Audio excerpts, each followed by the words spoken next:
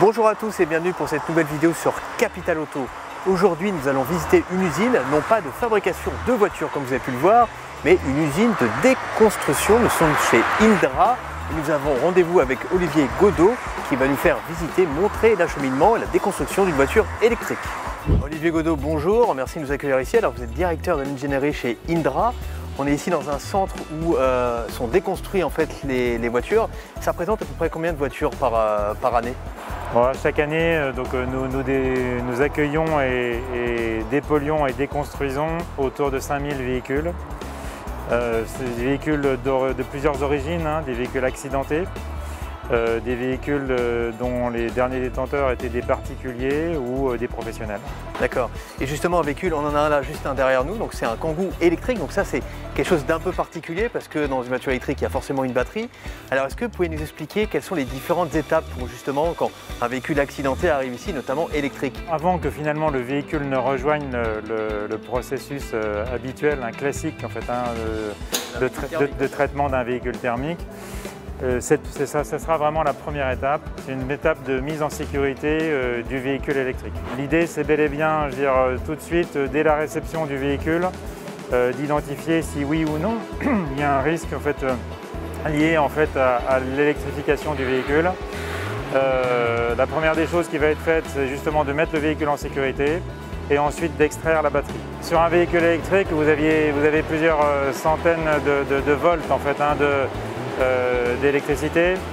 Donc l'idée, c'est bel et bien de protéger les acteurs, les opérateurs. La première des choses, c'est qu'ils doivent avoir une habilitation, donc habilitation électrique spécifique liée au véhicule électrique. Et ensuite, eh bien, ils travaillent à deux, puisqu'en fait, ils vont en permanence checker ce que l'un fait. Il y en a un qui opère, l'autre qui regarde, et en fait, ça permet en fait, vraiment de travailler en totale sécurité. Et l'ensemble des outils sont isolés. Vous avez vu qu'il y a des gants, bien entendu, qui font aussi isolants. Voilà. Donc en fait, c'est une vraie mutation que va devoir opérer la profession. C'est pour ça que ça fait 10 ans qu'on travaille le sujet et qu'on est en train de disséminer cette façon de faire dans la profession. Et donc là, la batterie est retirée, elle est vérifiée et si tout va bien, le véhicule électrique sans sa batterie après rejoint le cycle classique. Exactement, donc en fait on va le voir, le véhicule va partir dans le cycle classique, on va l'expertiser et la batterie elle va rejoindre soit en fait un circuit qui est propre au constructeur, c'est-à-dire un peu circuit de réutilisation, soit en fait en fonction de son état, un circuit de recyclage qui a été choisi par le constructeur. D'accord, et bien écoutez, si on allait voir après la suite des choses alors. Avec plaisir. Ça marche, merci.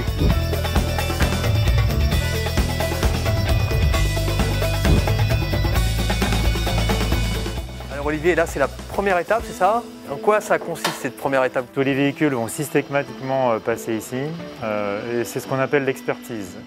L'idée en fait c'est d'analyser d'un point de vue technique les véhicules au regard d'une demande commerciale. C'est-à-dire en fait il y a un marché en fait, sur les pièces détachées d'occasion et en fait on va prendre les informations de ce marché de la pièce d'occasion et regarder sur le véhicule en question quelles sont les pièces qui sont appelées par ce marché et qui sont en état. Et c'est à ce moment-là aussi que parfois vous faites exploser les airbags des voitures. Exactement, donc sur ce véhicule-là on ne va pas le faire parce qu'en fait on a identifié que l'ensemble de la planche de bord allait être commercialisée. Et juste un petit détail, je vois qu'il y a une étiquette avec un code barre, ça correspond à quoi exactement? Alors cette étiquette en fait avec le code barre c'est finalement la traçabilité du véhicule. C'est-à-dire que dès que le véhicule arrive sur le site, on l'identifie avec un numéro d'ordre. Et ce numéro d'ordre, on le transforme en code barre. Et donc toutes les pièces qui vont être issues du véhicule en question eh bien, seront dotées de ce numéro-là. Donc on va avoir une traçabilité totale en fait, des pièces. On saura que telle pièce vendue était sur tel véhicule. D'accord, très bien. Très bien. Eh bien, écoutez, on va voir la suite. Allons-y.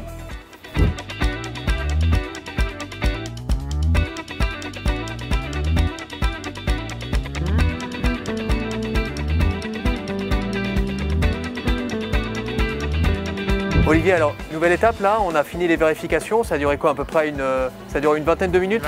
Autour de 20 minutes, oui, à peu près, oui. C'est-à-dire qu'il faut compter combien de temps au total? En fait, le traitement d'un véhicule, c'est entre 2 et 3 heures. Donc là, ici, sur la ligne, à partir du moment où il rentre sur la ligne et le moment où il sort, il faut compter 2 heures. 2 heures, donc pendant lesquelles eh bien, on va faire un certain nombre d'opérations qui ont été étudiées d'une façon chronologique pour être le plus efficace possible et avec des moyens qui donnent de l'ergonomie. L'objectif, c'est d'améliorer les conditions de travail des opérateurs. Donc dans un premier temps, c'est ce qu'on voit ici, on va extraire, démonter les roues. Les pneumatiques, d'accord. Pneumatiques, hein. On va enlever les pare-bouts, c'est-à-dire les parties plastiques qui se cachent dans les entrées d'ailes. La plaque d'immatriculation, bien entendu. À chaque étape, eh bien, dès qu'on aura une matière qui est recyclable, eh bien, on va la mettre de côté. Ce qui est le cas en fait ici des boulons, des goujons qu'on voit ici.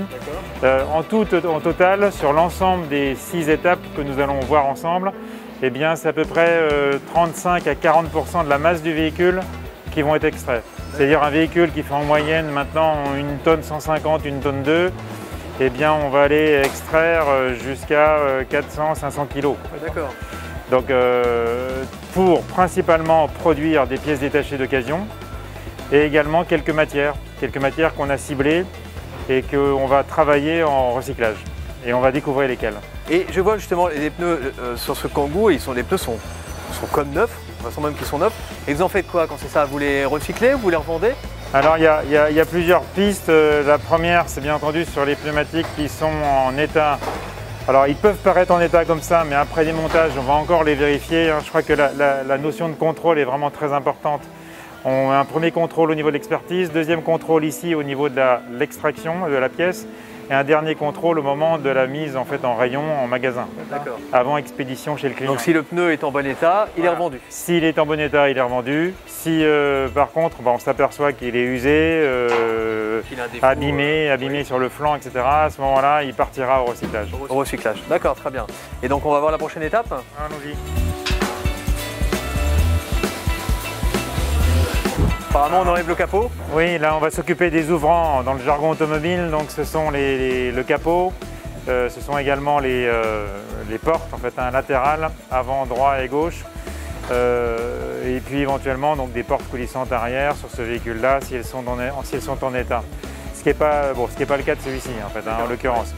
Donc là en fait on n'a aucun ouvrant hormis le capot qui soit en état. On voit que le capot a été orienté vers le réemploi. Tout ce qui est en bon état, c'est pièces de réemploi mis ici qui va être mis à la vente. Exactement. Donc en fait, ça on le retrouve dans l'outil informatique. Il y a un employé, un opérateur à chaque étape. Exactement. C'est-à-dire en fait là, on voit que c'est le même opérateur sur les 2 premiers pas.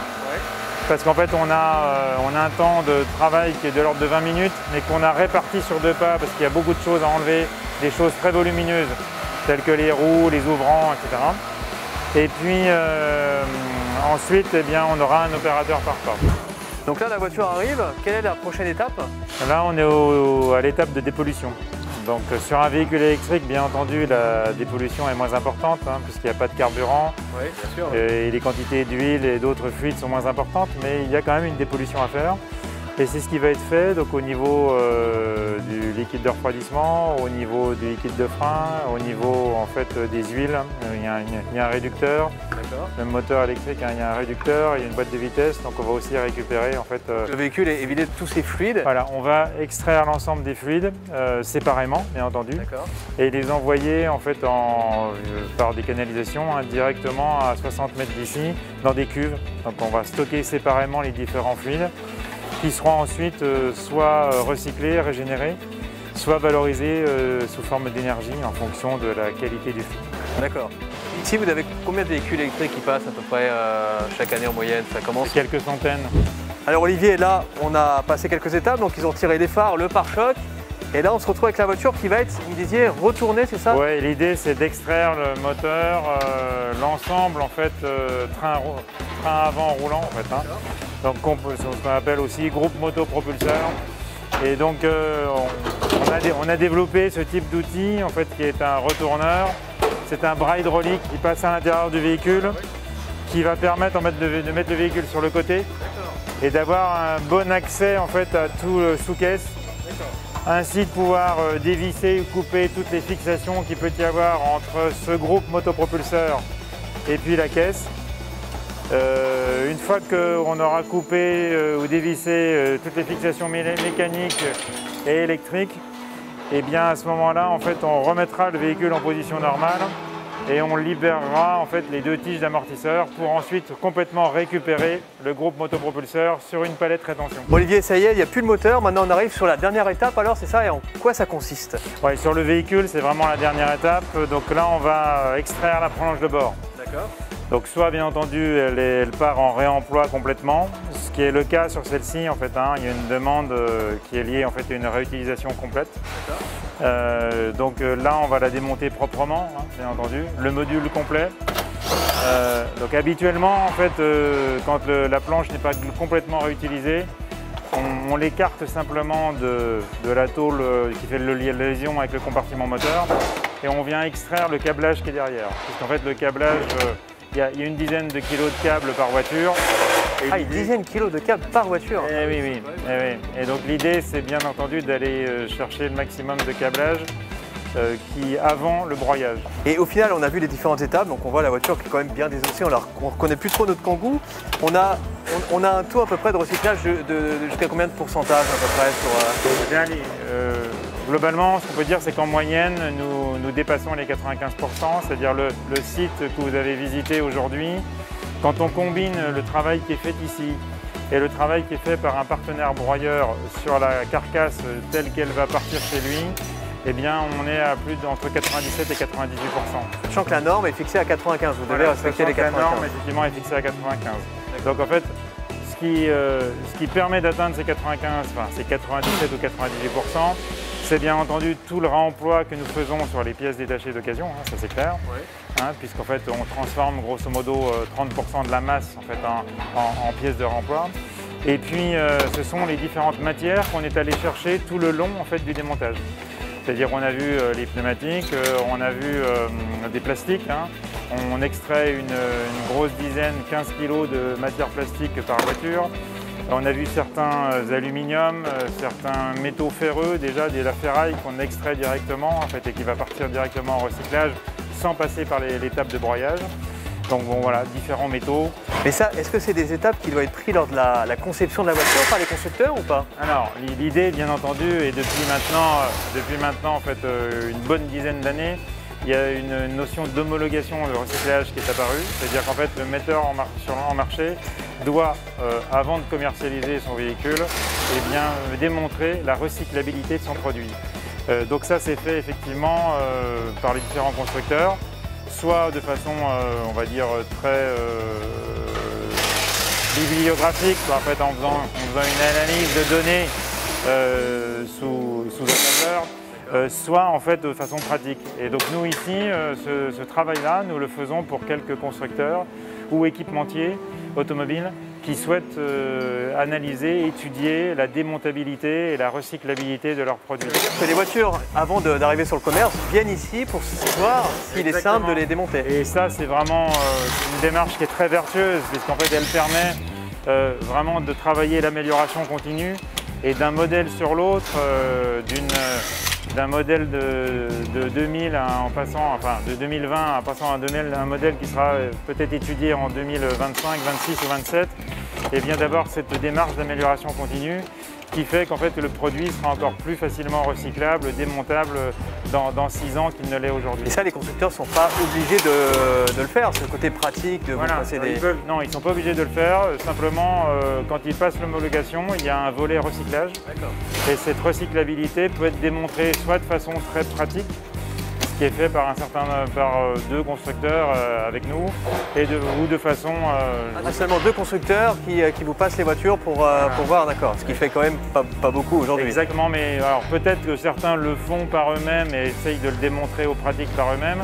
Mais en tout cas, nous, il faut savoir qu'on travaille effectivement avec 2 et que la plupart des autres travaillent le sujet de façon très livresque, c'est-à-dire en fait avec une nomenclature de produits, telle quantité de matière, et ils démontrent une recyclabilité voilà, avec un tableur Excel.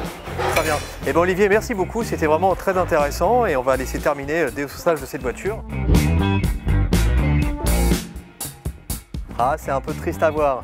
Et oui, toutes ces voitures qui ont été démontées, qui ont été déconstruites vont subir le même sort que notre Kangoo, vous voyez, qui est méconnaissable. Ils vont terminer chez le broyeur. Quant à toutes les pièces qui ont été retirées des véhicules. Elles sont stockées ici dans ce grand entrepôt. Ce sont les pièces de réemploi qui, elles, auront droit à une seconde vie. Voilà, à très bientôt pour une nouvelle vidéo sur Capital Auto. Ciao!